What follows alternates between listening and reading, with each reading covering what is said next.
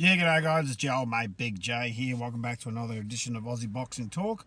Haven't done a video for a while, I've been busy. I've done some few videos with T Street, of course. I've done a video with the great Lyndon Hosking on his boxing deep dive boxing show the other night on Thursday with the chump John McAllister. So why it's a beautiful Saturday afternoon down here, so I thought I'd do a video on a couple of things. It's going to be boxing talk. It won't be a top 10. I'll do another top 10 video later.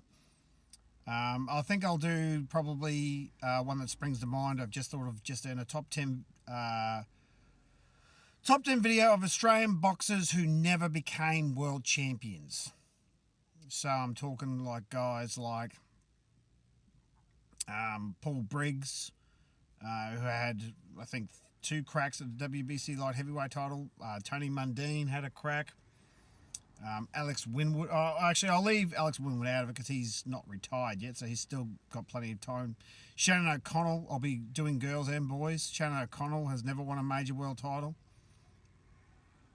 Yeah, but I'll leave that to another day. But today, the worst best kept secret in boxing is that Sam Goodman is going to get his shot at Inoue in Japan for all the belts at 122, and it is official. So Sam Goodman will be taking on Inoue on Christmas Eve in Tokyo for all the belts. So that is the WBC, WBA Super, IBF, WBO, and Ring Magazine 122-pound belts. And look, let's be honest here. I said it before on Boxing Deep Dive on Lyndon's show the other night, and I'll say it again. I'm in full belief that Sam Goodman's death warrant has just been signed. I think he's going to get absolutely pulverised by Inoue, and it'll be a miracle if he lasts 4 rounds. The only way it's going to last longer than that, if Inoue lets it last longer than that. I do not think Goodman has the power, the skill set, the experience. I mean, I think he's 19-0 or whatever, but his resume is just domestic level fighters. He's never fought overseas. And to be honest, let's be honest here, if he pulls this off, it will be the biggest upset in boxing history. And I'm going to say it's going to be bigger than Tyson Douglas. Everyone says that's the #1 upset of all time. Tyson, he was undisputed. I think this is bigger than that. I think this is bigger than that, or on the same level. I mean, they always say that nothing will ever beat Tyson Douglas, but I think this will certainly be bigger than that. So this is, and to be honest, Australia over the last 7 years, we've had the biggest upset of all time, right? With Jeff beating, for an Australian, Jeff beating Manny Pacquiao back in 2017. We've had George Kambosos Jr. beat Lopez in 2021, sorry. We had Jai Opetaia beating Briedis in 2022. And this year we've had Liam Paro beat Sabir Matias in Puerto Rico, right, earlier this year. I think it was in June. So that is going to be, if Sam Goodman can get this done, it'll be the biggest upset by an Australian of all time. It'll be bigger than fighting Harada back in the 60s, which did exactly the same thing, because at the time, fighting Harada was the undisputed bantamweight champion, and Lionel Rose beat him. All right. So if Sam can get this done, it'll be the biggest win by an Australian of all time. The upset of the year, possibly even the upset of the century. Actually, I think I would be a bigger upset than Jeff Pacquiao, because Manny was not #1 pound for pound at the time. Right?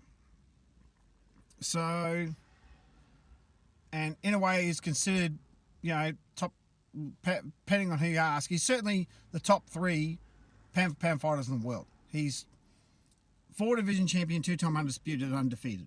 So he's certainly in the pound. He's a pound for pound king. And if Sam can pull this off, it's the biggest upset of all time for an Australian. Do I think he can do it? No, as I said on Lyndon's show the other night, I think I give him about a 10% chance of victory. Unless Inoue doesn't take his opponent seriously, thinks that he can just blast him out of there in 3 rounds, right? I don't see how Sam can pull this off unless it's an absolute miracle of God. And an Australian has already got the upset of the year this year when Liam Parra beaten Matthias, so I seriously doubt it's going to happen again. But who knows? He might be able to catch lightning in a bottle. Who knows? But best of luck to Sam. I hope he does get the job done, but I very seriously think it's going to happen. I think it's going to be a very bad night for Sam. I think he'll be destroyed inside of probably 5-6 rounds. That's if Inoue's feeling generous. But I see a very bad night for Sam. But I'm more than happy to be wrong. I hope I'm wrong. All right? I hope I'm wrong. But in other boxing news, Aokuso will be taking on Clay Waterman in Penrith on November 20th. It'll be a show on Stan. I think it's... Who's actually promoting this? Just let me have a look up. Sam, I'm thinking it's... No. It's a JNI Promotions. I'm not familiar with who that is. So you got Aokuso versus Clay Waterman.